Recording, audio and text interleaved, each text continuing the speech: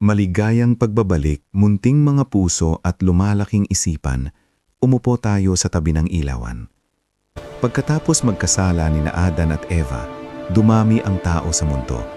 Ngunit habang dumarami ang tao, dumami rin ang kasamaan. Sinasabi ng Biblia, nakita ng Panginoon na ang kasamaan ng tao ay laganap sa lupa.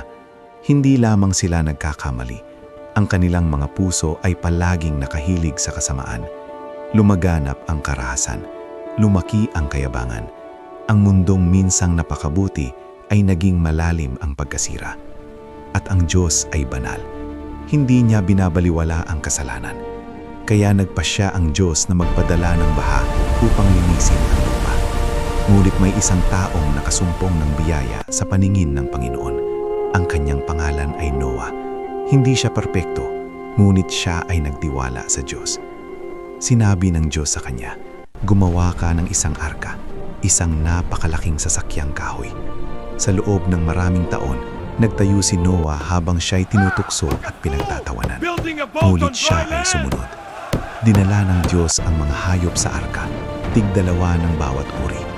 Nang handa na ang lahat, pumasok si Noah, ang kanyang pamilya at ang mga hayop. At ang Diyos mismo ang nagsara ng pintuan. Pagkatapos nito, bumuhos ang ulan, 40 araw at 40 gabi. Tumaas ang tubig hanggang matakpan pati ang mga bundok. Lahat ng nasa labas ng arka ay napahamak. Ngunit sa loob ng arka may kaligtasan. Pagkaraan ng maraming araw, unti-unting bumaba ang tubig. Ang arka ay dumaong sa tuyong lupa at naglagay ang Diyos ng bahaghari sa langit.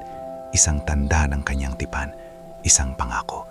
Hindi niya muling lilipunin ang mundo sa pamamagitan ng baha. Ang Diyos ay makatarungan, ngunit siya rin ay maawain. Ang arka ay hindi lamang isang bangka, ito ay larawan. Kung paanong naligtas si Noah at ang kanyang pamilya sa loob ng arka, tayo ay naligtas kay Kristo. Bumagsak ang bagyo ng hatol, ngunit ang mga nasa loob ni Jesus ay ligtas. Siya ang ating kanlungan, ang ating kublihan, ang ating kaligtasan. Ang kasalanan ay seryoso, ang Diyos ay banal, ngunit ang biyaya ay totoo. Naligtas si Noah sa pamamagitan ng pananampalata at tayo ay naligtas sa pamamagitan ng pananampalata kay Kristo. Hindi ang tanong ay gaano kalaki ang arka. Ang tunay na tanong ay, ikaw ba ay nasa loob? Ang Panginoon ang aking kanlungan at aking muog. Awit 51:2. Ipinapakita ng baha ang katarungan ng Diyos at ang kanyang awa. At sa tuwing makakita tayo ng bahaghari, maalala natin, tapat ang Diyos sa kanyang mga pangako. Hanggang sa muli, manatiling malapit sa pastol at panatilihing nagliliwanag ang iyong ilawan.